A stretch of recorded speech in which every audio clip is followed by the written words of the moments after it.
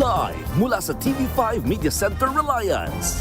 Kasama ang buong puwersa ng News 5. Ito ang 28th KBP Golden Dove Awards at 13th Makatao Awards Best TV Newscast.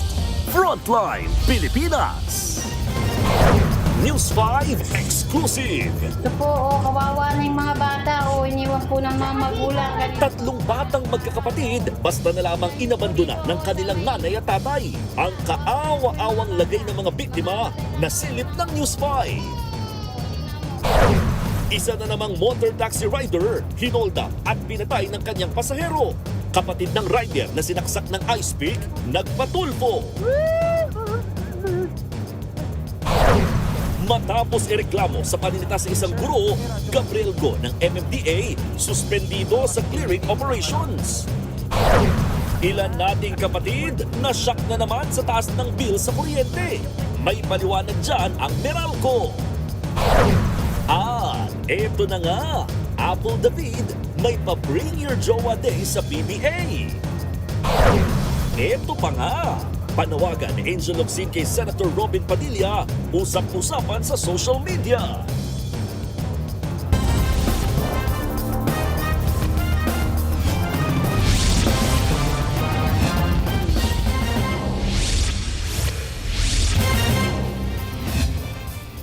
Dalawang insidente ng mga motor taxi rider na pinatay ng mga pasahero nilang hold-upper pala. Ang isa sa mga suspect, pinagbabaril ang rider na unang inakalang nasawi dahil na hit and run. Bago yan, viral din ang isa pang rider na pinagsasaksak ng pasahero. Dumulog ang pamilya niya sa programa ni Senator Raffy Tulfo at binigyan sila ng ₱250,000. Nasa frontline ng balitang yan, si Gary De Leon. Sa kuha ng CCTV, makikita ang paghabol na ng motorsiklong lalaki sa nakamotor ding delivery rider sa Barangay Conchu, 13 Martires, Cavite.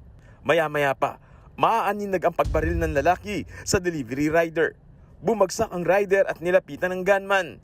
Kinuha niya ang gamit nito at tinangay ang motorsiklo at inabandona ang una niyang sinakyang motor. Agad dinala sa ospital ng mga sumaklolong motorista ang delivery rider. Ligtas na ang rider pero may mga tama ng bala sa kamay at katawan. Napag-alaman naman konektado pala sa isa pang krimen ang iniwanang motorsiklo ng suspect. Na-trace na nakarehistro ito sa isa pang motorcycle taxi rider na si Renren de la Viga. Noong una ay inakalang namatay sa hit and run si de la Viga. Nandun na po ang ating investigador, nakita niya na meron ng mga bala ng mga cartridges doon sa crime scene. Kaya nalaman nila na ito ay hindi simpleng hit and run. Imbestiga sila ng malalim, coordination sa ibang unit. Kaya napag-alaman na ito ay isang shooting incident. Napag-alamang nabook ng salarin sa motor taxi si de la Viga sa Maynila. Pagdating sa Carmona, Cavite ay doon na hinold up at binaril ang rider. Ang gunman ginamit pa ang cellphone ni de la Viga para humingi ng pera sa asawa nito gamit ang e-wallet. Nagsagawa naman ng joint operation ang Carmona at 13 Martires Police para tugisin ang suspect. Sa pamamagitan ng backtracking ng CCTV at pagtuntun kung saan nag-cash out ng pera mula sa e-wallet ay naharap ang suspect sa Tondo, Maynila. Agad siyang inaresto at kinilalang si Eman Sanggala. Kwento niya, inutusan daw siya ng ninong niya na mang-hold up. Ito rin daw ang nagbigay ng baril sa kanya. Ninong ko lang po. Ang ganda na lang po, sir. Alam ko pong mali po yun, sir. Iniimbestigahan na yan ng mga pulis. Na-recover mula kay Sanggala ang motorsiklo ng binaril niyang rider sa 13 Martires at ang baril na ginamit sa dalawang biktimang rider. Sinampahan na ng kasong robbery homicide at frustrated homicide. Kahapon lang, isang motorcycle taxi rider din ang namatay matapos saksakin ng hold-upper na pasahero sa Caloocan. Labis ang pagdadalamhati ng pamilya ng rider na si Fabio Norbete Jr. na breadwinner ng pamilya. Dumulog na ang kapatid ni Norbete sa programang Wanted sa radyo ni Senator Raffy Tulfo. Humingi siya ng tulong para sa pantustos ng naulian ni Norbete na 3 taong gulang na anak. Hindi po, pero ang kapatid pa po ng kapatid ko. Mahirap po ng buhay ngayon. Hindi po namin alam kung paano namin Sandali po. Papagtutulungan po Opo. kung Ma'am. paano namin na yung bata. Kung sa pag-aalaga lang po, kaya po namin. Kaya lang yung suporta na panggatas, pang diaper, pang araw-araw ng bata. Pagtutulong-tulong na po namin yan. Magbibigay po ako ng 500,000 tulong para dun sa bata, sa anak. Mamaya po pupunta po dyan yung staff po ng RTIA para magpaabot pa ng tulong. Okay. Opo. At kung ano po may tutulong namin, wag ko kayo magkatubili, sabihin po sa aming reporter. Ano po? Mamaya. Nakakulong na rin ang suspect sa pagpatay na kinuyog ng taong bayan dahil sa hiwalay pang insidente ng pagnanakaw. Kinundi na naman ng kumpanyang Move It ang pagpatay sa kanilang rider. Nakikipagtulungan na raw sila sa mga pulis para sa investigasyon sa kaso. Nakikipag-ugnayan na rin daw ang kumpanya sa pamilya ni Norbete at nagpaabot na sila ng tulong pinansyal. Nagbabalita mula sa Frontline, Gary De Leon, News 5. Patay ang 15 anyos na binatilyo sa Maynila matapos saksakin ng cutter sa leeg. Nakursunadahan umano ang biktima ng suspect na menor de edad lang din. Nasa frontline ng balitang yan, si Nina Ong Pauco. Nagtatakbuhan ang magpipinsan na ito sa Blumentritt at Sobriedad Streets sa Maynila. Nang masapul sa CCTV nitong Martes ng gabi, ilang saglit pa, huminto ang isa sa kanila ng kinilalang si John Kenneth Docto. Hinarang niya ang humahabol sa kanila na 16 anyos na binatilyo. Pero sinaksak siya sa leeg gamit ang cutter. Isa pang kuha ng CCTV, kitang naglalakad na lang ang magpipinsan. Nakahawak naman si John Kenneth sa kanyang nasaksak na leeg hanggang sa tuluyang matumba. Binawian ng buhay ang biktima. Sa inisyal na investigasyon, napagdiskitahan lang daw ng sospek ang magpipinsan. Nauna na raw tinutukan ng sospek ng patalim ang nakababatang pinsan ng biktima kaya ipinagtanggol na ito. Dito mismo sa kalsadang ito, nakursunadahang abangan ang 15 anyos na magpipinsan at dito na rin inundayan ng saksak gamit ang cutter sa leeg ng biktima at nagawa pang makatakbo ang biktima ilang metro ang layo. Labis naman ang pagdadalamhati ng ina sa pagkamatay ng panganay niyang anak. Nananawagan siyang panagutin ang menor de edad na sospek. Napakasakit, ma'am. Sobrang sakit bilang magulang, ma'am. Mawawalan ako ng isang anak. Yung panganay ko pa. Kasi ma'am, may pangarap yung anak ko na yan sa mga kapatid niya sa akin. Gusto ko mangyari, ma'am. Magdusa rin siya. Mabilanggo siya ng habang buhay. Magdusa siya sa bilangguan.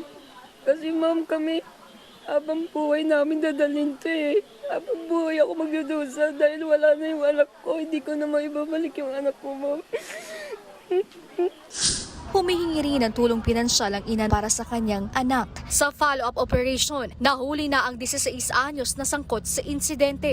Lumabas na yung kanyang evaluation ng DSWD at nalaman doon na he acted with discernment. Ibig sabihin, alam niya yung ginagawa niya.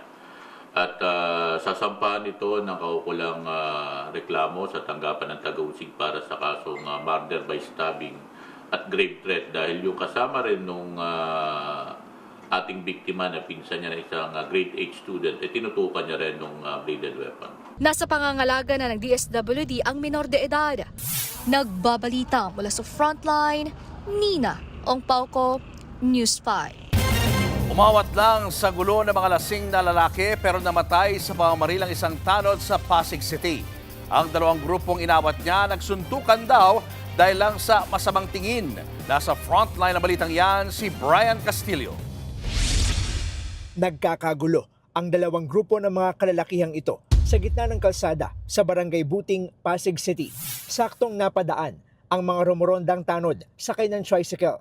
Napatakbo ang mga tanod para awatin ang mga nagsuntukang lalaki. Makikita ang isang lalaking nakaitim na jacket na lumapit sa isa pang lalaki. Kinuha niya ang hawak nitong baril at sunod-sunod na nagpaputok sa kaalitang grupo. Paglampas ng dumaang truck, ilang tao na ang napahiga sa kalsada ng pagbabarili ng lalaki. Paika-ikang tumawid ang isa sa mga tanod habang nakahawak sa kanyang tagiliran. Ang tanod nakalapit pa sa tricycle bago tuluyang bumagsak sa bangketa. Tinamaan na pala siya ng bala. Nagpulasa naman ang ilang sangkot sa gulo. Makalipas ang ilang minuto, umabante ang isang pickup na nagsakay sa nabaril na tanod para isugod sa ospital. Pero dead on arrival ang biktima. Ayon sa kapitan ng barangay, titigan daw ang pinagmula ng away ng dalawang grupo. Masama raw tumingin yung isa, sinita ng isa. Yun lang ang pinagsimula ng isang magsuntukan sila. Ang ginawa ng tanod natin, siyempre may away, bumaba ng trike, umawat. So hindi niya naman napansin na merong may kumuha ng baril. Galing daw sa inuman at mga lasing, ang mga lalaking nagkainitan, 3 ang tinamaan ng bala, kabilang ang nasawing barangay tanod. Nagpapagaling naman sa ospital ang 2 sugatan. Kinilala ang biktimang si Marlon Sabandal, 13 taon na siyang tanod sa barangay. May panawagan ang kaanak ng biktima sa mga sospek. Kung sino ko man na pumatay sa anak ko, na sana makonsensya ka. Sana pagbayaran mo ang mga ginawa mo sa anak ko. Ang anak ko napakabayad na tao, naglilingkod lang sa bayan. Pero ginawa mo, pinatay mo siya. Napakasakit yung nangyari sa amin. Kasi wala naman siyang ginawang kundi magtrabaho lang. Hindi ko matanggap. Arestado na ang 2 lalaking sangkot sa gulo habang patuloy na tinutugis ang lalaking namaril. Nahaharap ang mga nahuling sospek sa kasong homicide at frustrated homicide. Nagbabalita mula sa frontline, Brian Castillo, News 5.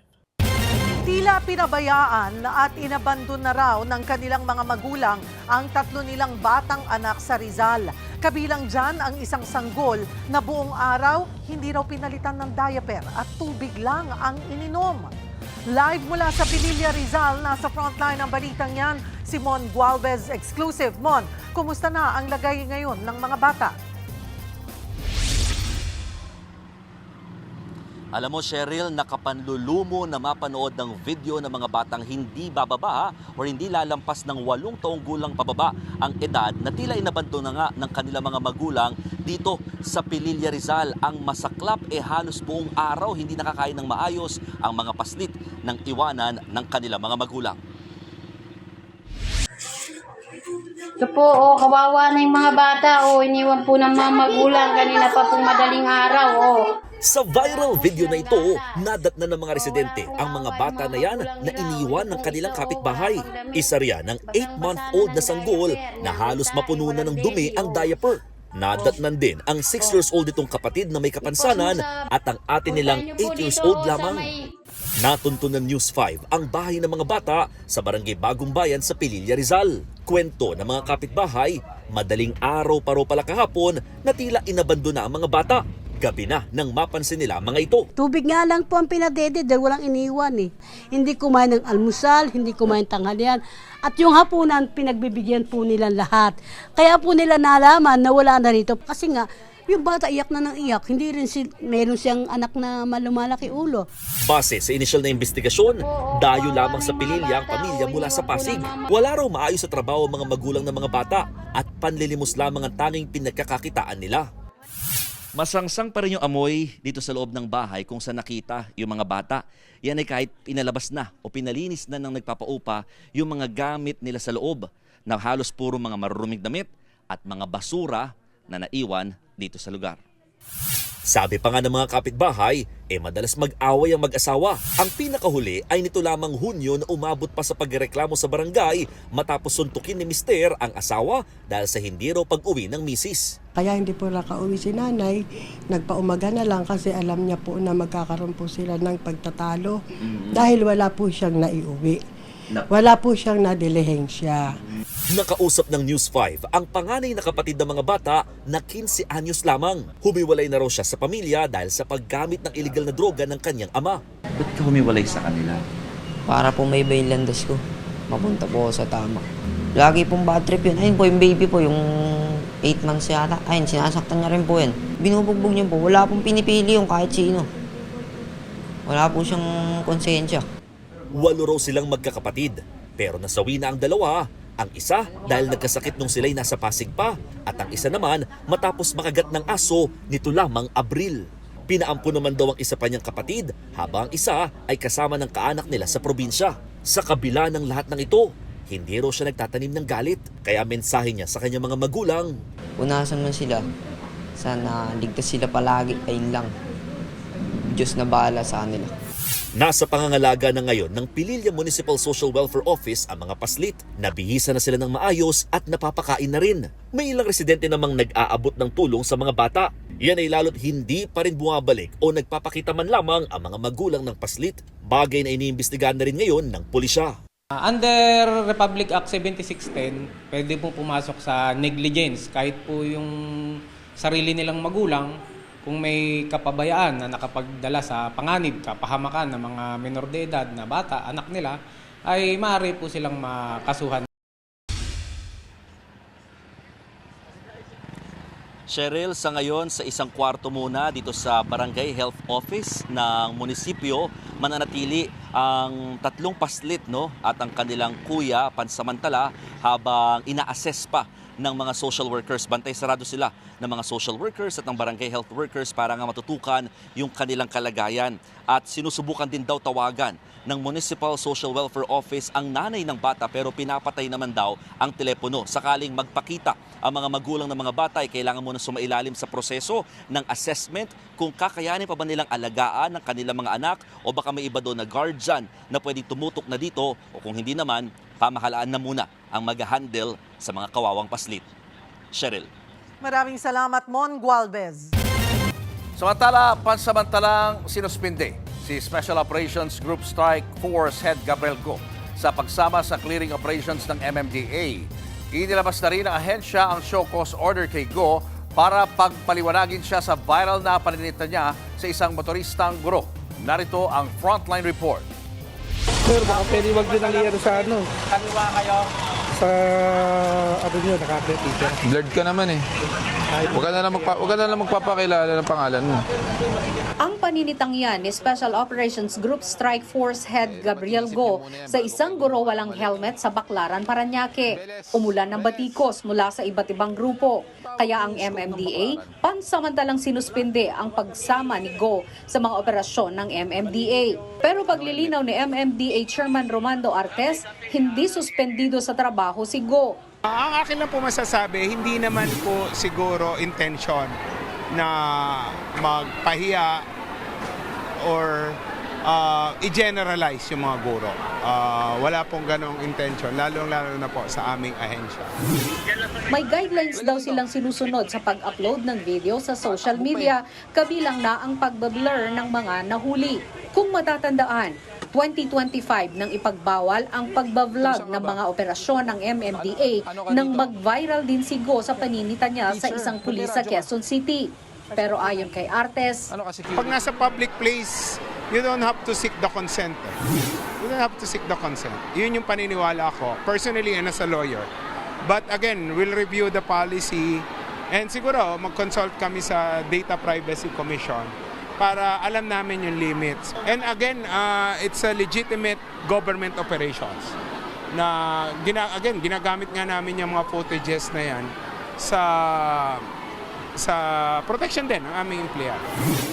Dagdag niya, babalikan nila ang polisiya ng clearing operations kaugnay ng insidente. Habang ang National Privacy Commission naman, iginiit na sa ilalim ng Data Privacy Act, magkaibang usapin daw ang pagbivideo ng mga ahensya sa mga operasyon nito at pagproseso sa nakuhang video. Nung the fact na nag-object na yung tao, kahit sinabi niya wag niyo akong videohan, it also means na ayokong makita somewhere else. Dahil sinasabi nga po nila, it would seem that the teacher wanted to protect his integrity as a teacher. The mere fact na nag-object na siya sa pag-video, sana hindi na po nila in-upload dahil nga nag-object na yung tao. Sinusubukan pa ng News 5 na mahingi ang panig ni Go at ng mismong guro. Pero ang desisyon na yan ng MMDA, wini-welcome ng Teachers Dignity Coalition na isa sa mga unang pumuna at sumulat sa ahensya matapos mapanood ang video. Nagbabalita mula sa Frontline, Margie Bentulan, News 5. Naaresto na ng mga otoridad ang 3 suspect sa Negros Oriental na wanted sa pagpatay sa Amerikanong marine biologist. Ang isa sa mga suspect sumuko rin.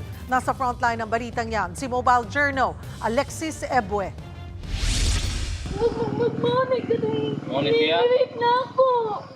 Sa tulong ng kinakasama ng pinaslang na American marine biologist na si Dr. Ken Carpenter, naaresto ang 2 suspect sa krimen. Positibo silang tinukoy, sina alias MO at alias JF. Naalala kasi ng kinakasama ng biktima ang tattoo ng isa sa mga sospek. Napag-alamang din si JF ang dating empleyado na magkasintahan, kaya posibleng pamilyar siya sa pasikot-sikot ng bahay. Si alias JF din daw ang nang molestya sa ka-live-in partner ni Carpenter, habang si alias MO ang bumaril sa biktimang Amerikano. Ang kasabwat naman nilang nagsilbing lookout na si alias CD sumuko sa mga otoridad. Sa ngayon, person of interest pa rin ang ka-live-in ni Carpenter at ang kapatid nito, pero hindi ibig sabihin niyan ay sangkot sila sa krimen. Hindi po natin i-discount nga lahat. Ang person of interest doesn't necessarily mean that they are suspects, but they can shed light into the incidents. Isa sa ilalim naman sa isang forensic examination ang kinakasama ng doktor para matiyak kung naabuso siya. Kahapon, kinumpirma na ng pulisya na hindi siya sexually assaulted base sa resulta ng examination ng local health unit. She will be checked by not really more competent pero mas complete na examination pong gagawin sa kanya. So we will find out kung she was really sexually assaulted. Samantala, nakatakdang pumunta ng Pilipinas ang legal na misis ni Carpenter para kunin ang labi nito. Kinilala si Dr. Carpenter sa kanyang research para sa Verde Island Passage, isang isla sa pagitan ng Luzon at Mindoro, at sa pagtestigo laban sa China sa arbitration case ng Pilipinas sa South China Sea noong 2016. Pero ayon sa mga pulis, hindi pa nila nakikitang may koneksyon sa trabaho ang pagpaslang kay Carpenter. Pagnanakaw ang nakikita nilang motibo sa ngayon. Patuloy pang tinutugis ang isa pang sospek. Nagbabalita mula sa Frontline, Mobile Journal Alexis Ebue, News 5. Ginit ni NBI Director Melvin Matibag na hindi pinepersonal si Senator Alan Peter Cayetano sa gagawing investigasyon sa pondo sa 2019 Southeast Asian Games. Sabi naman ng senador, may gagawin din siyang investigasyon pero tungkol naman sa flood control. At live mula sa Pasay, nasa frontline ng balitang yan si Gio Robles. Gio, ano pa mga sinabi ni NBI Director Matibag kaugnay sa mga pahayag ni Senator Cayetano? Julius, haharap na bilang testigo o huling testigo sa Article 4 ng impeachment trial ni Vice President Sara Duterte si NBI Director Melvin Matibag kaugnay ng investigasyon sa mga naging pahayag ng bise laban kina Pangulong Bongbong Marcos, First Lady Liza Araneta Marcos at dating House Speaker Martin Romualdez. Sinagot naman ni Matibag ang buwelta ni Senator Alan Peter Cayetano na panggigipit lang umano ang investigasyon sa 2019 SEA Games.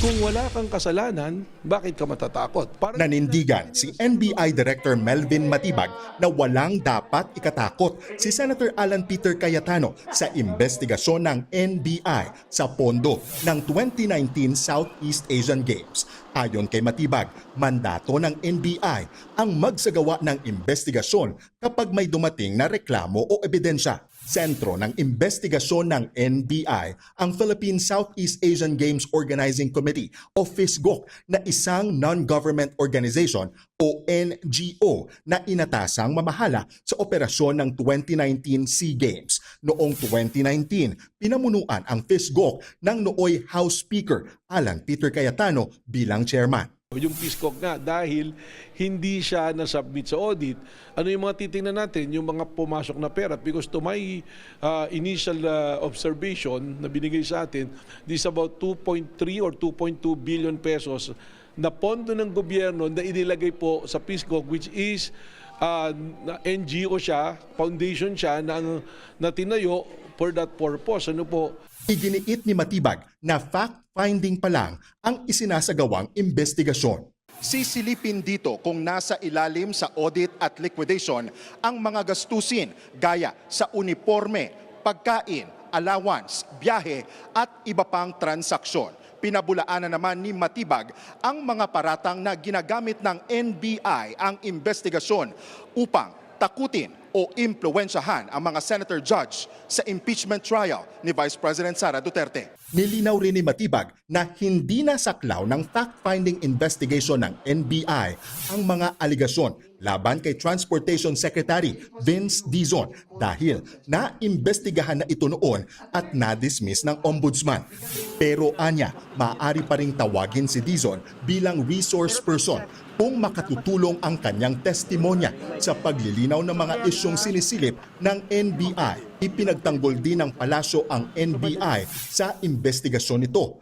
Ayon kay Palace Press Officer Undersecretary Claire Castro, walang dapat ikatakot kung walang ginawang mali. Hindi rin daw panggigipit ang ginagawa ng NBI laban kay Senator Cayetano.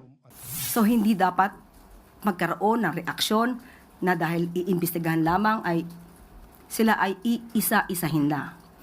Kapag ganun kasi ang mga pananaw, dapat siguro, sana, ay hindi dahil maaari silang pag-isipan na kayo ba'y guilty? Ayon pa kay Castro, may nagtimbre lang daw kay Matibag sa isyu ng korupsyon sa 2019 SEA Games projects. Nangyari raw yan nang makipagpulong si Matibag sa New Clark City para sa itatayong NBI Academy. May tila pasaring din si Castro kay Cayetano. Ang bagong Pilipino ay hindi basta-basta sumusuko. Hindi magagalit at hindi mangangatog. Kahit sa investigasyon ay siya ang maturo. Nang tanungin naman kung may mensahe si Matibag kay Senator Alan Peter Cayetano, anya, walang personalan. Wala naman, pero katulad niya na palagi nagdadasal ay ipinagdadasal ko rin siya. At wala naman tayong balak na siya ay personalin o naman. Sagot naman ni Senator Cayetano, magsasagawa rin siya ng investigasyon pero kaugnay naman sa flood control scandal. Di kayo halata Slight lang, imbestigahan niyo yung Southeast Asian Games of 2019. Tapos, ako naman, 10 ng aming mga kasama na ngayon ay nasa minority, imbestigahan naman namin ang flood control. Deal?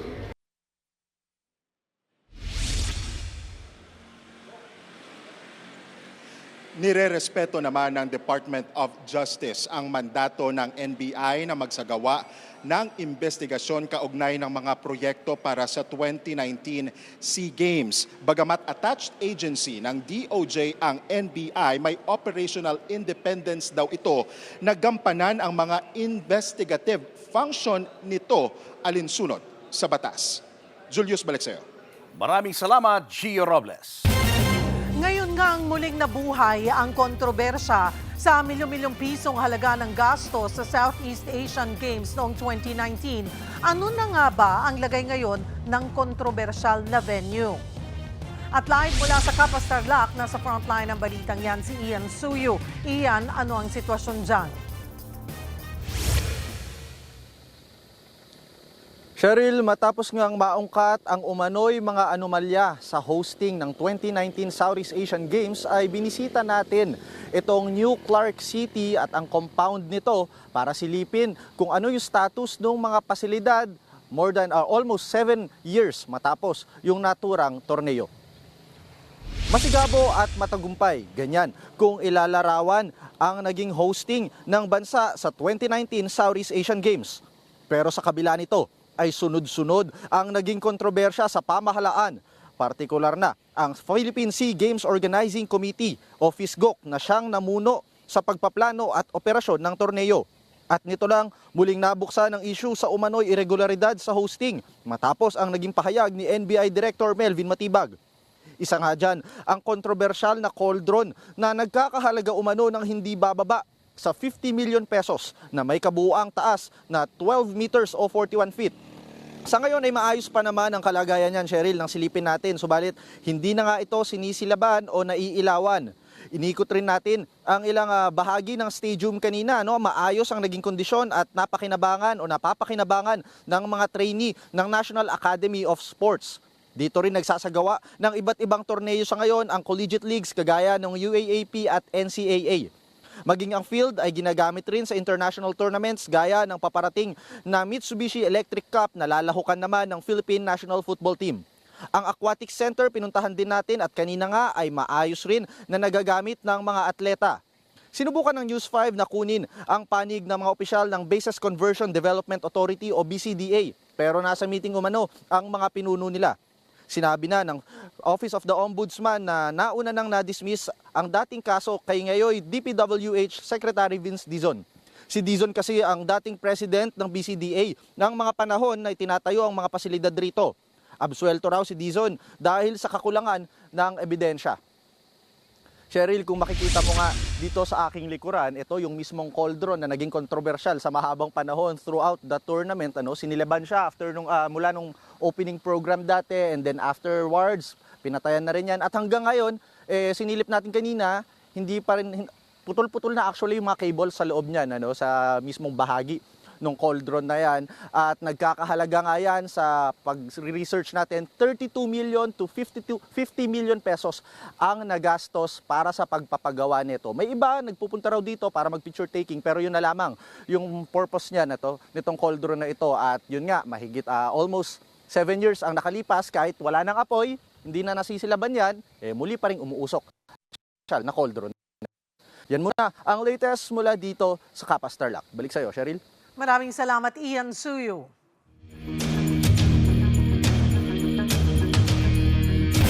May pasabog daw sa impeachment court si NBI Director Melvin Matibag. Oras na sumalang siya sa witness stand sa susunod na linggo.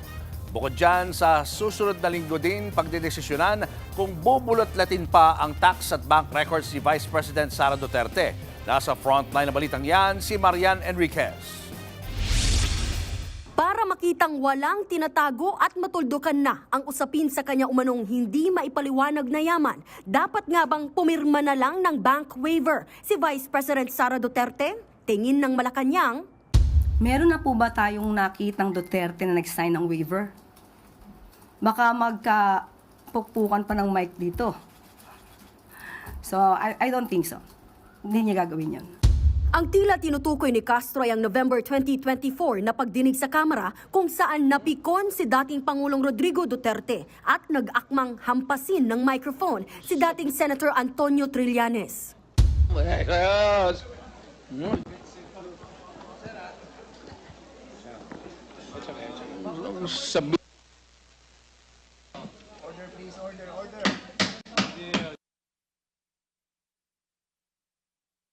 Hinamon noon ni Trillanes si Duterte na pumirma ng bank waiver pero bilang kapalit daw, kailangang pumayag ni Trillanes na sampalin siya ng dating Pangulo. Sa huli, hindi pumirma ng bank waiver si Duterte.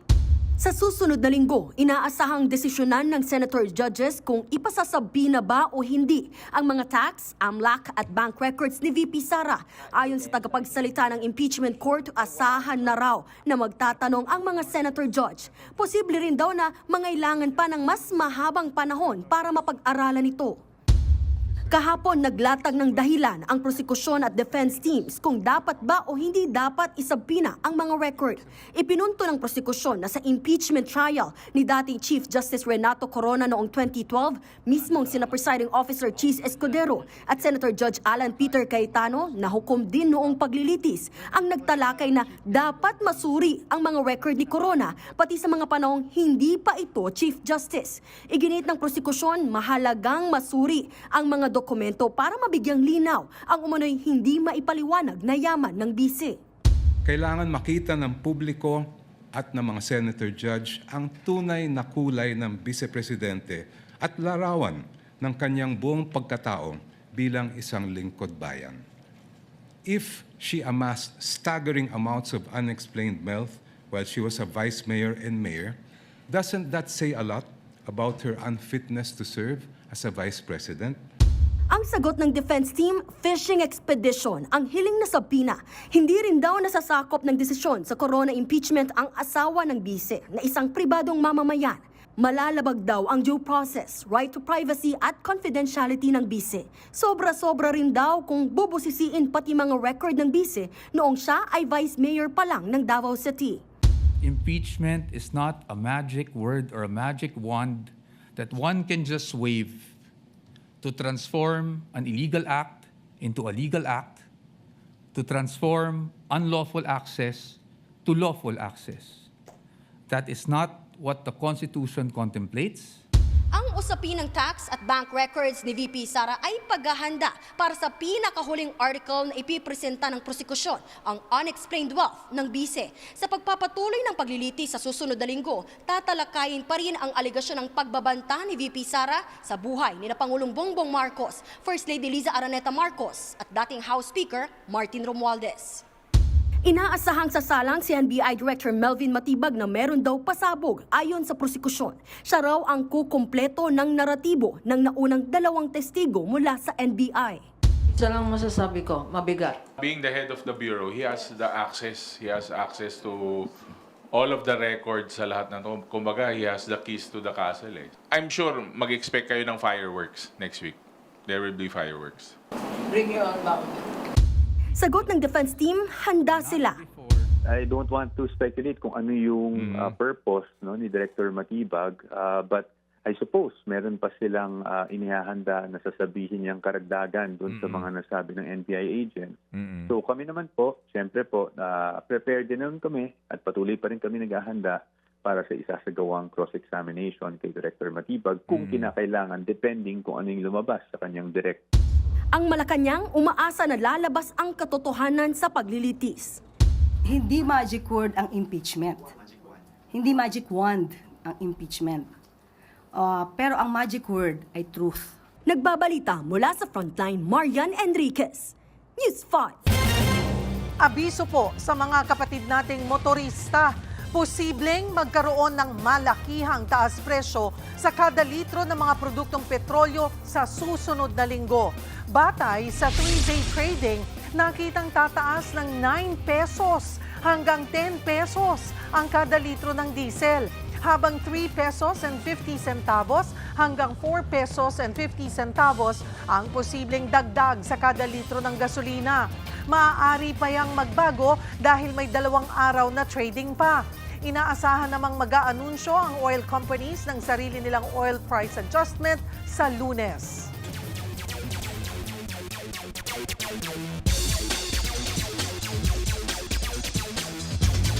Dinagsa ng fans ang meet and greet event ni Alex Ayala sa Makati kahapon. Ilan sa kanila hindi na ininda ang init at haba ng pila, makita lang si Ayala. Nasa frontline ng balitang yan si Ian Suyo.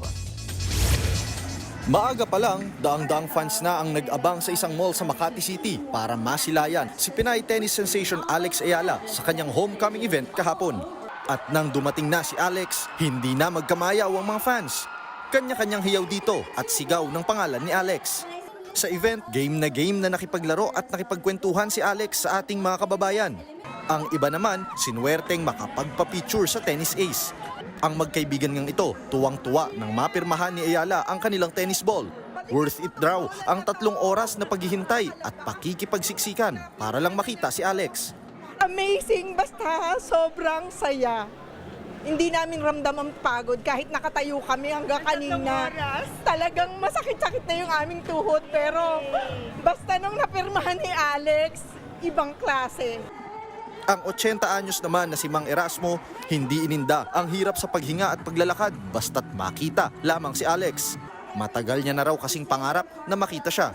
Hindi ko ma-express ang feeling ko dahil I was so happy I was able to see her to me and spoke to me. Ako'y nakausap niya. I am wishing her the best of everything. Sana ay maging #1 siya.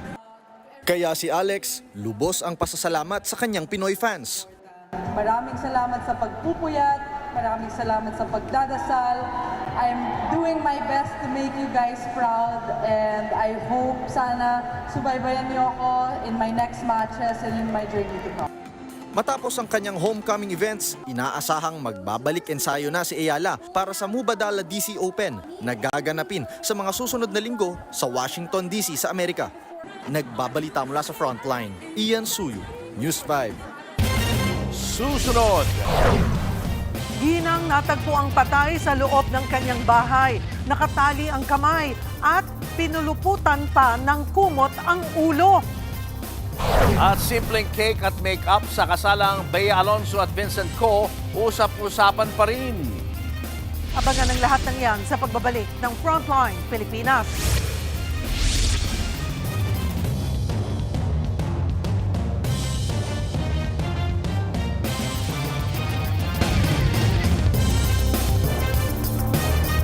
Mga kapatid, Julius Babaw po, nasa Middle East o saan mang dako ka ng mundo, manatiling may alam at may pakialam sa mga mainit na balita dito sa ating bansa.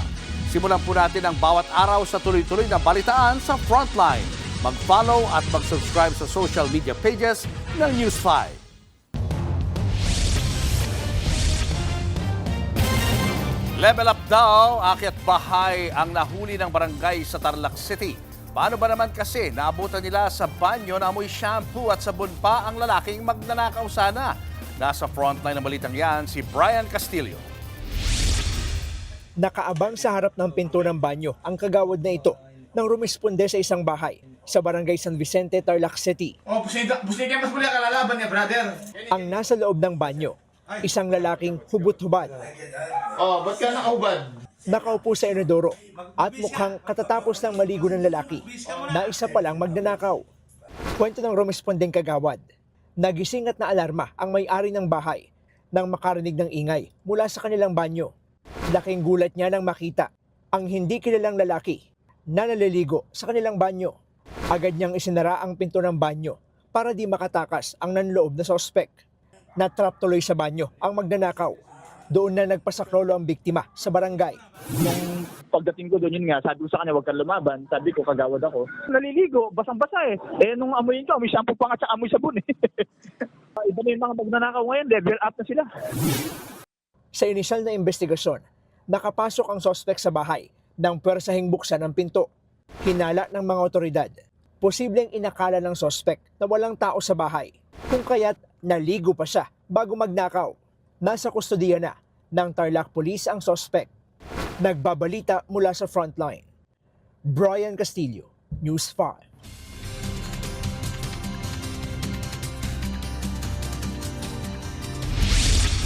Weather update tayo mga kapatid. Meron tayong panibagong binabantayang sama ng panahon sa labas ng ating area of responsibility. Ito po ay isang low pressure area na huling namataan ng pag-asa sa layong 2,905 kilometers east ng southeastern Mindanao. Sa ngayon, ayon sa pag-asa, mataas po ang tsansa nitong maging isang ganap na bagyo. O posible po itong maging bagyo in the next 12 to 24 hours. Pero sa ngayon, hindi pa yan natin nakikitang makaapekto sa ating bansa in the next 4 to 5 days. At dahil nga mahinang system pa po ito o isang mahinang low pressure area, ito po ay marami pang posibleng magbago sa kanyang lakas at direksyon. Posible po yung umakyat lamang at dumaan dito sa gilid ng ating area of responsibility, pero may posibilidad din po yung kumabig pakaliwa at pumasok sa ating area of responsibility sa susunod na linggo.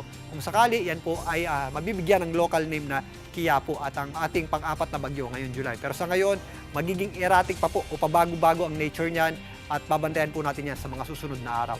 At sa ngayon nga yung ating habagat o southwest monsoon ay unti-unti pang umaatras. Yan po ay sumasabit na lamang dito sa eastern section ng extreme northern Luzon.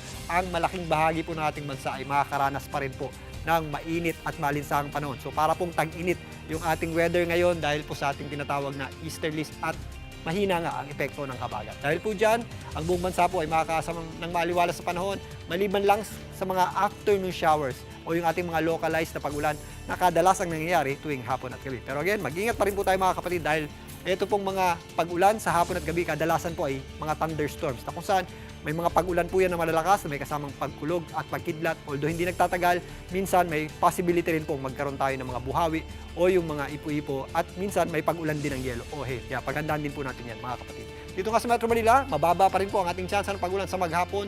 Bukas, makakaasa po tayo ng maganda sikat ng araw sa umaga. May kainitan sa tanghali. Pagsapit ng hapon, nagiging maulap po yung panahon natin. At kung may mga pag-ulan tayo, ito po yung mga dagliang malalakas na buhos ng pag-ulan na dulot ng ating thunderstorms. Kaya sa mga lalabas ng bahay, huwag pa rin po natin kalimutan ang pagdadala ng payong o anumang pananggalang sa ulan. At yan munang latest sa ating lagay ng panahon. Muli ako po ang inyong weather frontliner, Alvin Pura. Lagi may panahon para sa inyo. Nagulantang ang ilang customer ng Meralco dahil sa mataas na bill ng kuryente. At kahit sobra na raw ang kanilang pagtitipid, ikakarampot lang daw ang nababawas sa bayarin nila. Nasa frontline ng balitang yan, si Gerard de la Peña. Mula sa paggamit ng telebisyon, refrigerator at iba pang appliances, todo-todo na ang pagtitipid sa kuryente ng ilan nating kapatid.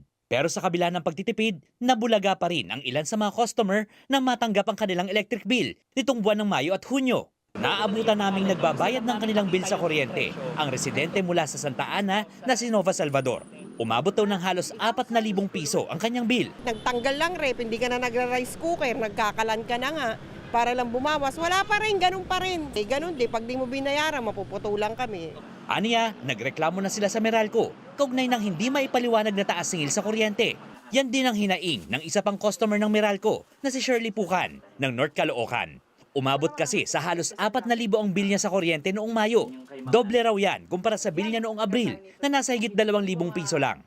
At kahit sobra na ang pagtitipid, 500 piso lang daw ang naibawas sa kanyang bill nitong June. Napakahirap ng isang simpleng mamamayan na magbayad ng napakalaking halaga. Tipid na talaga to the max. Para lang talaga maabot, makabili pa rin tayo ng pang-maintenance, pang-bigas, pang lahat ng pangailangan. Ilan lamang sila sa mga nagrereklamo sa biglaang paglobo ng singil sa kuryente. Kaya naman, ilang militanteng grupo ang sumugod na sa tanggapan ng Meralco sa Commonwealth Avenue sa Quezon City. Panawagan nila, imbestigahan ang questionableng taas singil sa kuryente. Saan napupunta ang mga additional unexplained charges na pinapataw ng Meralco sa mga ordinaryong Pilipino? At pangatlo, kung ito ay unexplained at hindi may paliwanag ng Meralco, ay ibalik sa mga consumers po natin. Paliwanag ng Meralco, walang mga kahina-hinalang singil sa mga customer. Dahilan umano ng biglang paglobo ng bill ay ang pinagsamang taas singil sa ibinebentang kuryente ng generation companies at ang tumaas na konsumo dahil sa nagdaang mainit na panahon. Yung usage nung June vis-a-vis yung usage nung May, ito yung May yung peak demand. Diyan nangyari nung pangailangan sa kuryente ng hindi lang sa Meralco grid pero buong Luzon grid, and I assume maging sa Visayas at Mindanao, no. So the consumption talagang tumaas, no. So naramdaman natin ngayong nagdaang 2 buwan ng June at July. Mataas ang konsumo, mataas ang generation charge. Ang resulta, mataas na total bill sa customers.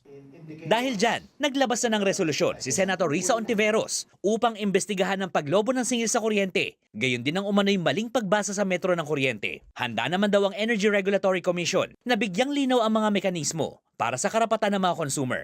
Yan ay dahil magtatapos na ngayong buwan ang no disconnection policy ng ERC para sa hindi agad makakabayad ng kanilang electric bill. Palalawigin daw ng ahensya ang pagpapatupad nito. Nagbabalita mula sa Frontline, Gerard de la Peña, News 5. Showbiz, eto na nga!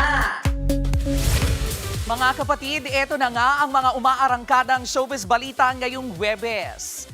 I like shiny things but I'd marry you with paper rings. Yan nga po ang peg ng golden star na si Bea Alonzo sa kanyang simple at intimate wedding noong July 13.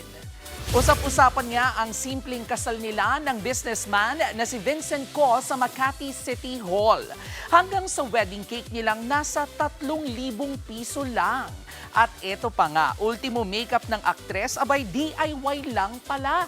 Ni-reveal yan ni Bea sa kanyang Instagram story. Anya, hindi siya ang karaniwang nagmi-makeup sa sarili kapag may espesyal na okasyon.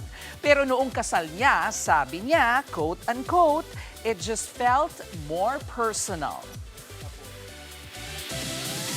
Susunod, News 5 exclusive. Ginang natagpuang patay sa kanyang bahay at pinuluputan pa ng kumot ang ulo. At kasunod ng mga insidente ng pananakit sa mga rider, motor taxi rider viral matapos magbabalang huwag siyang saktan dahil buntis ang kanyang misis. Yan at iba pa sa pagbabalik ng Frontline Pilipinas.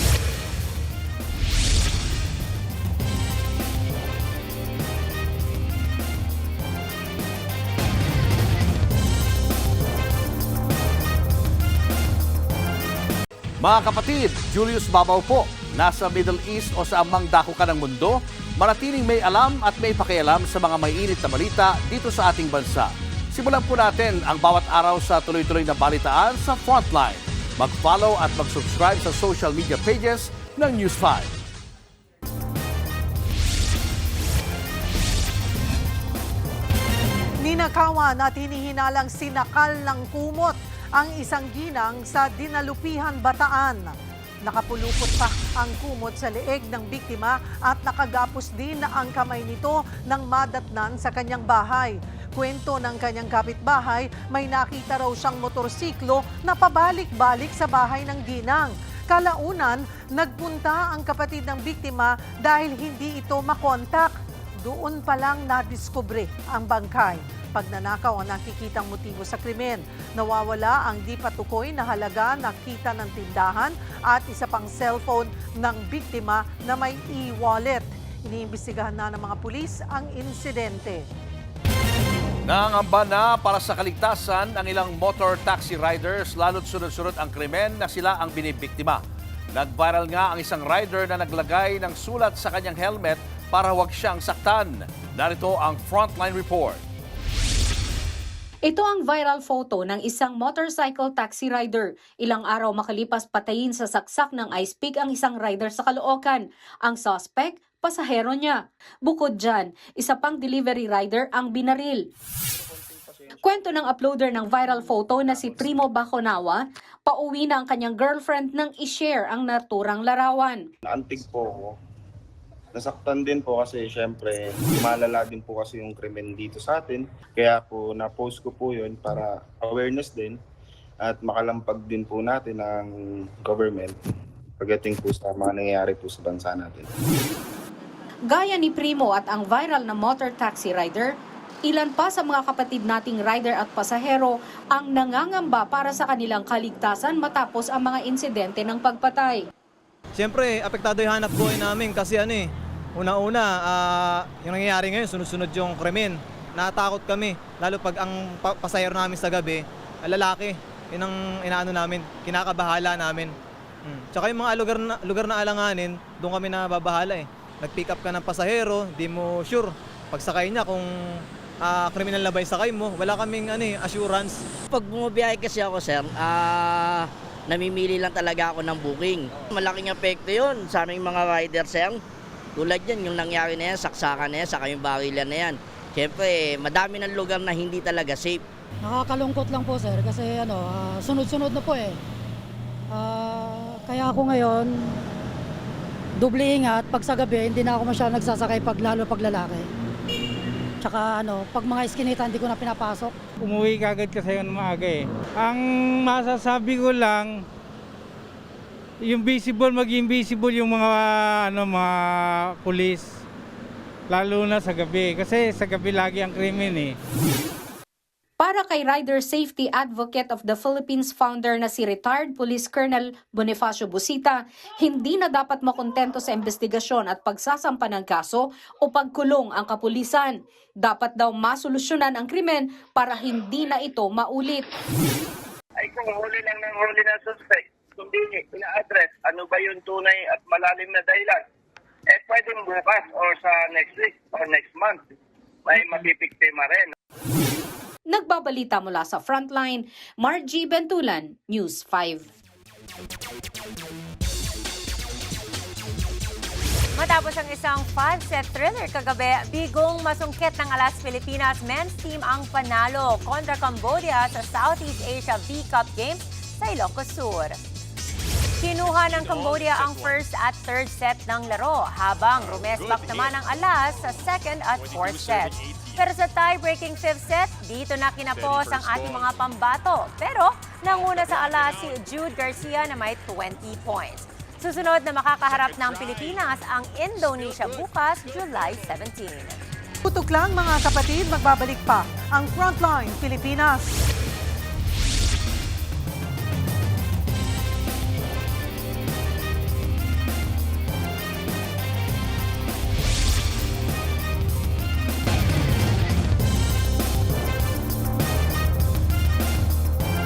Mga kapatid, Cheryl Cosim po.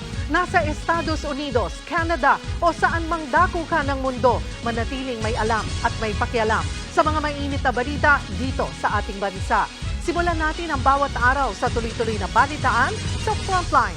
Mag-follow at mag-subscribe sa social media pages ng News 5.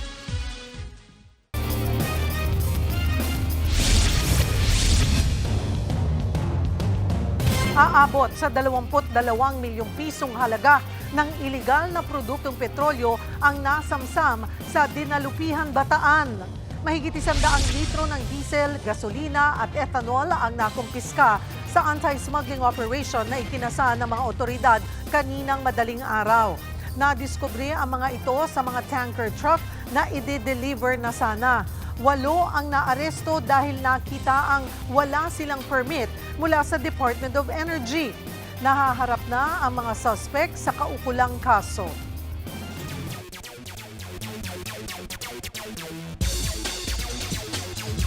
Sa soccer, kausado na ang tapatan ng bansang Spain at Argentina para sa finals ng FIFA World Cup 2026.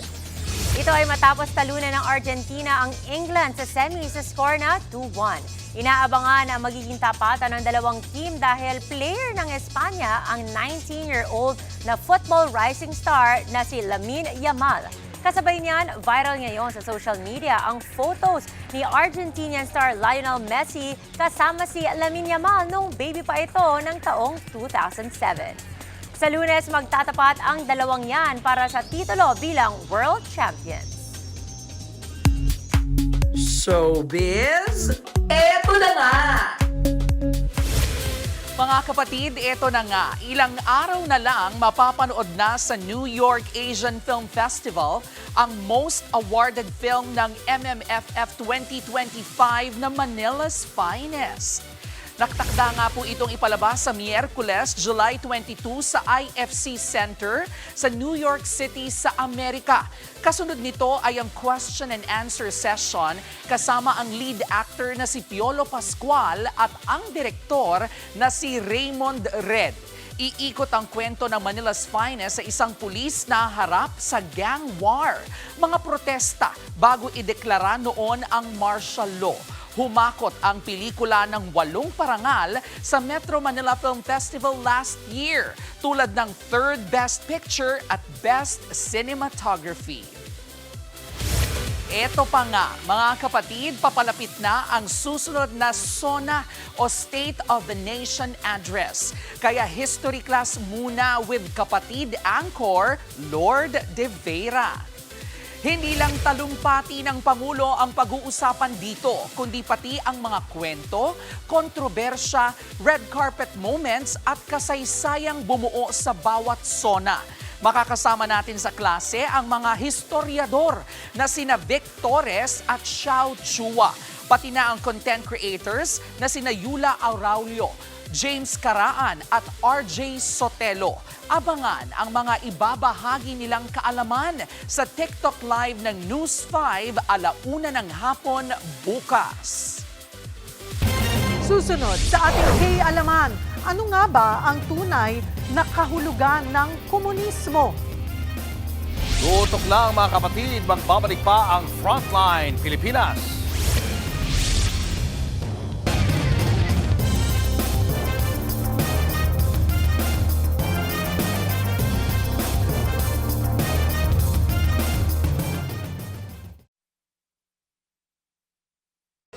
Mga kapatid, Cheryl Cosing po.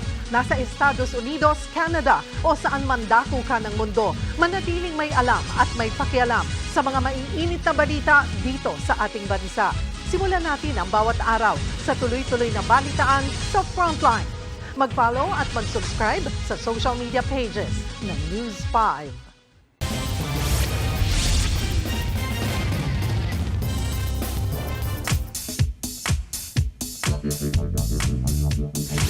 Mga kapatid, hindi lang po panahon ang mainit, kundi pati ang usapin ng komunismo. Sabi kasi ni Senator Robin Padilla, isa siyang komunista at napareact dyan ng aktres na si Angel Locsin. Anyway, ano nga ba ang komunismo? Ideolohiya ba o sistema? Ang sagot, pareho. Isa po itong political at economic ideology na ang layunin ay bumuo ng isang classless society. Isang lipunang walang mayaman, walang mahirap at ang mahalagang industriya at yaman ay pag-aari ng estado o ng taong bayan. Nagsimula ang ideyang ito noong 1848 nang ilathala ni Karl Marx at Friedrich Engels ang The Communist Manifesto. Pagkaraan ng ilang dekada, Samantala, iba't ibang lider ang nagbigay rito ng sariling interpretasyon. Nandyan sina Vladimir Lenin sa Soviet Union at Mao Zedong sa China. Noong kasagsagan ng Cold War, halos 1/3 ng mundo ang may gobyernong komunista. Ngayon, 5 na lang ang nananatiling pinamumunuan ng mga partidong komunista.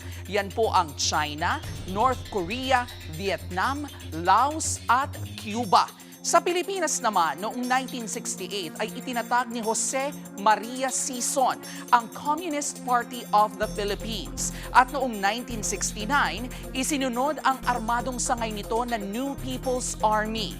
Ang CPP-NPA insurgency ang itinuturing na pinakamatagal na communist insurgency sa Asia na tumagal ng mahigit 5 dekada.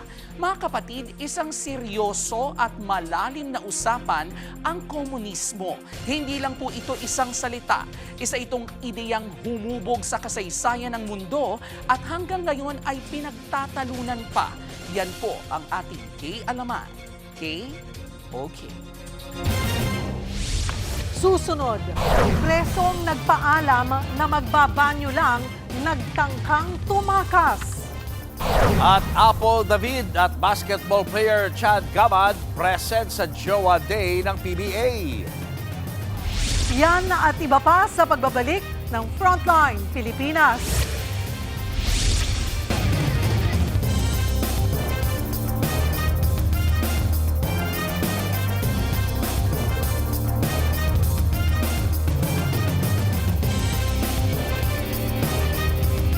Mga kapatid, Julius Babaw po, nasa Middle East o saan mang dako ka ng mundo, manatiling may alam at may pakialam sa mga mainit na balita dito sa ating bansa. Simulan po natin ang bawat araw sa tuloy-tuloy na balitaan sa Frontline. Mag-follow at mag-subscribe sa social media pages ng News 5.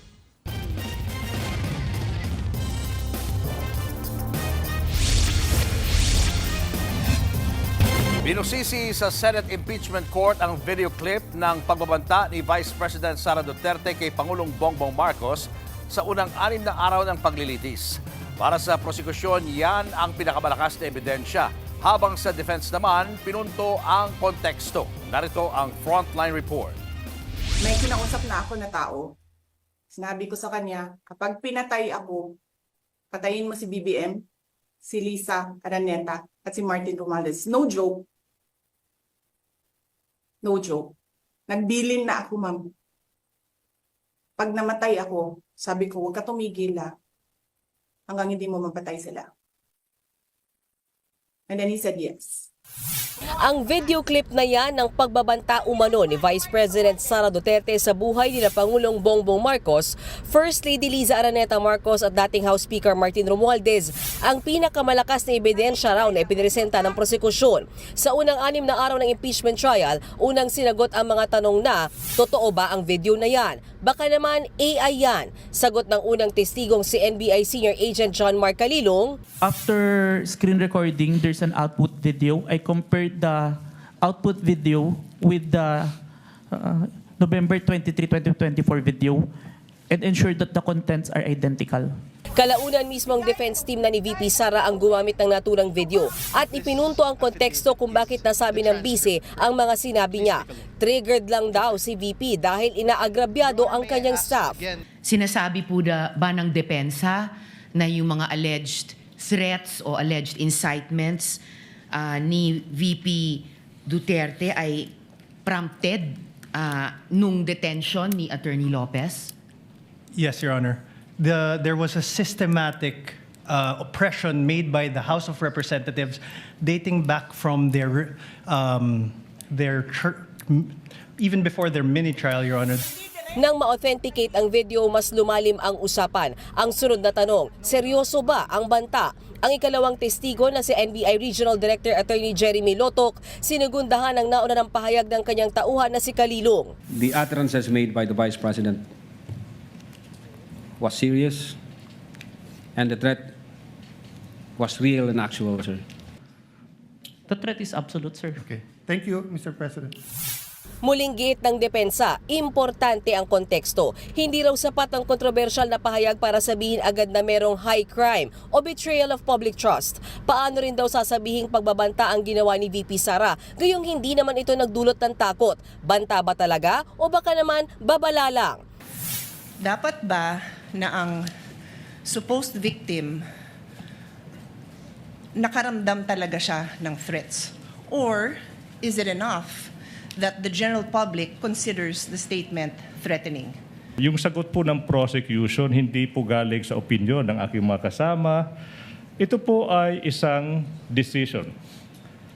No less than the Supreme Court of the Philippines. Hindi po kailangan na yung recipient mismo nakaramdam ng takot or that sineryoso yung pagbabanta. Your Honor. Ang plot twist pa, meron daw pagbabanta sa buhay ng pamilya ng bise na kung tawagin Operation Romanov. Tanong kay Lotok, inimbestigahan niyo ba yan? Who was the Vice President claiming na pwedeng magpapatay sa kanya? Again, Your Honor, yun po yung reason ba't nag-issue kami ng subpoena. Pati ang mga mali-maling petsa at typo, hindi pinalagpas ng defense team. And the affidavit also is November 6. Dalawang typo carried over. Asan yung affidavit? Hindi ko pa nakita, ma'am, yung affidavit na November. Your affidavit says November 6. With all these mga infirmities, and you mentioned yesterday that your case is airtight, don't you think that these errors constituted violations of due process?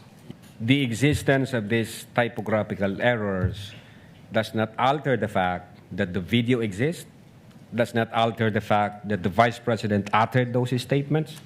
Ito pa, ang sinasabing Operation Romanov na banta raw sa pamilya Duterte abay biglang nabaliktad. Ang totoo raw, bantayan sa pamilya Marcos. Ang pruweba, ang unang nagbanggit ng Romanov noon pang January 2024 ay walang iba kundi ang kapatid ng bise na si Davao City Mayor Baste Duterte. Matatandaan po ba kung ano yung sinabi ni Mayor Baste Duterte patungkol dun sa Romanov? When you go to bed tonight, think about the Romanovs. Yun po yata yung pagkasabi. Hindi pa tapos ang laban. Sa susunod na linggo, huling isasalang sa witness stand si NBI Director Melvin Matibag para sa issue ng grave threats. Nagbabalita mula sa Frontline, Mean Los Baños, News 5. Pinaghahandaan na ang State of the Nation Address o SONA ng Pangulo ngayong buwan. Pero uninvited o hindi nga ba imbitado si VP Sara? Alamin ang sagot ng Malacanang sa Frontline Report ni Mon Gualvez. Taong 2023 pa, huling dumalo ng SONA o State of the Nation Address ni Pangulong Bongbong Marcos si Vice President Sara Duterte. Katabi pa noon ng bise si First Lady Liza Marcos. Sa sumunod na dalawang SONA ng Pangulo, no-show na ang VP. No, I will not attend the SONA. I am appointing myself as the designated survivor. Noong 2024, naging kontrobersyal ang pahayag ng bise nang sinabing hindi siya dadalo at itinatalaga nito ang sarili bilang designated survivor. Sa ibang bansa, yan ang hahaliling leader sakaling may mangyaring malaking sakuna na ikamatay ng iba pang matataas na opisyal na nasa iisang lugar. Absent din ang bise sa SONA ng Pangulo noong nakaraang taon. Kaya nang matanong ang palasyo kung uninvited o hindi na ba iimbitahan ng bise sa SONA ngayong 2026, sagot ng Malacanang, wala sa Pangulo ang desisyon. Hindi po ang Pangulo ang mag-iimbita sa Vice Presidente, kundi po ang House of Representatives. Ayon sa palasyo, tinatapos na raw ng Pangulo ang kanyang magiging talumpati. Nakatakda sa July 27 ng SONA. Ang Metro Manila Development Authority o MMDA, puspusan na rin ang paghahanda. Kami naman po ay support lang, especially sa traffic. May mga lead po na agencies, particularly yung Secretary General ng both houses, Congress and Senate. Yung protocol po ng Malacanang na amin pong sinusunod. Sa Sabado, magkakaroon ng walkthrough kasama ang PNP at iba pang ahensya para maplansya ang takbo ng traffic at seguridad sa paligid ng batasang pambansa sa Quezon City. Tinatayang nasa 1,500 na enforcers ang ide-deploy sa araw ng SONA. Magbubukas ng zipper lane para sa mga motorista at eksklusibong lane para sa mga dadalo. hindi rin isususpindi ang number coding. Nagbabalita mula sa Frontline, Mon Gualvez, News 5. Hindi naman target ng operation pero binaril ng US Immigration and Customs Enforcement o ICE officer ang isang driver sa Maine sa Amerika. Depensa ng ahensya, umaksyon lang daw ang opisyal dahil natakot ito para sa public safety ng tangkaing tumakas ng driver. Narito ang Frontline Report. Masdan ang puting kotse na paikot-ikot sa kalsada sa Biddeford, Maine sa Amerika. Hinabol ito ng dalawang lalaki. Maya-maya, hinarang ng puting SUV ang kotse.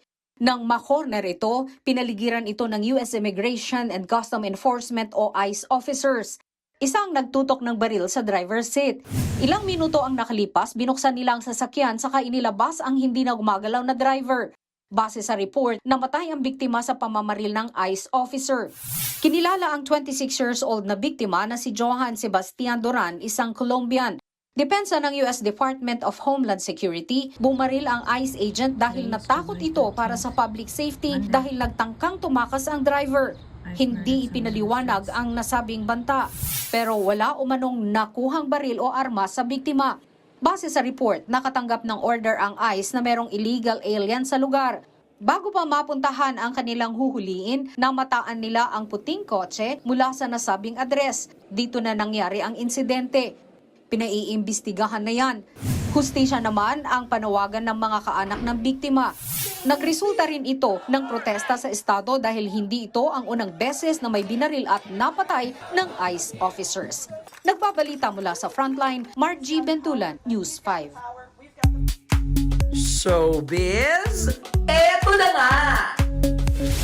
Eto na nga, viral ang open letter ng Queen of Telefantasia na si Angel Locsin para sa dating katrabahong si Senator Robin Padilla.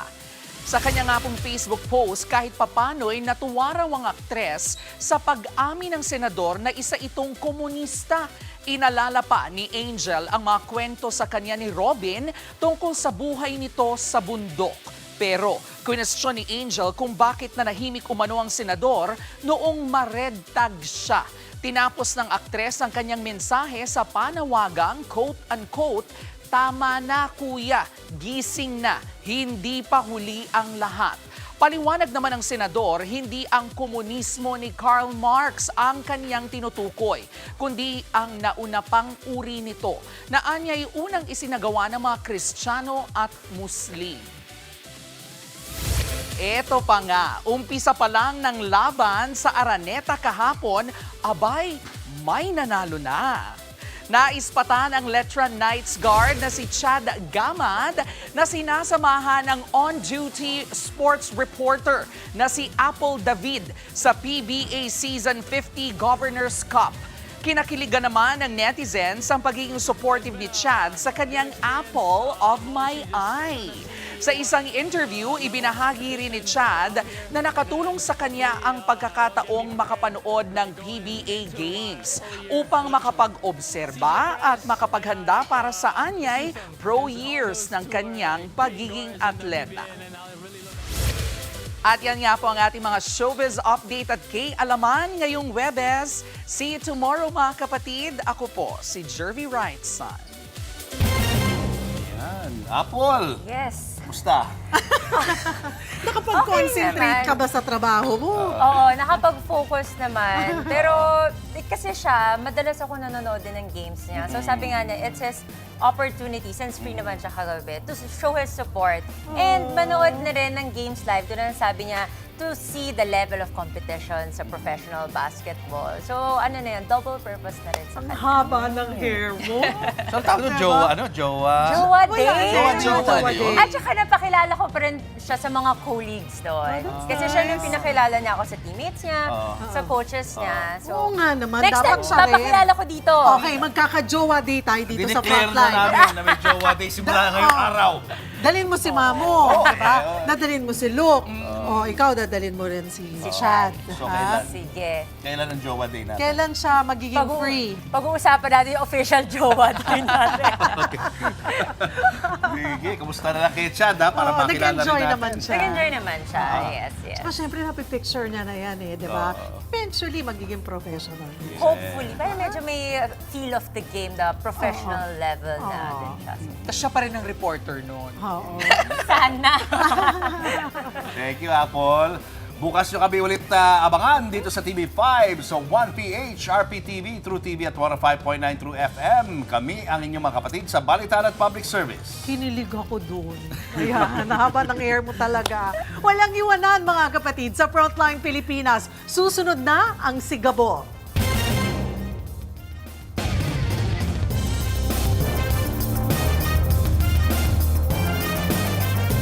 Mga kapatid, Cheryl Cosim po. Nasa Estados Unidos, Canada o saan mang dako ka ng mundo, manatiling may alam at may pakialam sa mga mainit na balita dito sa ating bansa. Simulan natin ang bawat araw sa tuloy-tuloy na balitaan sa Frontline. Mag-follow at mag-subscribe sa social media pages ng News 5.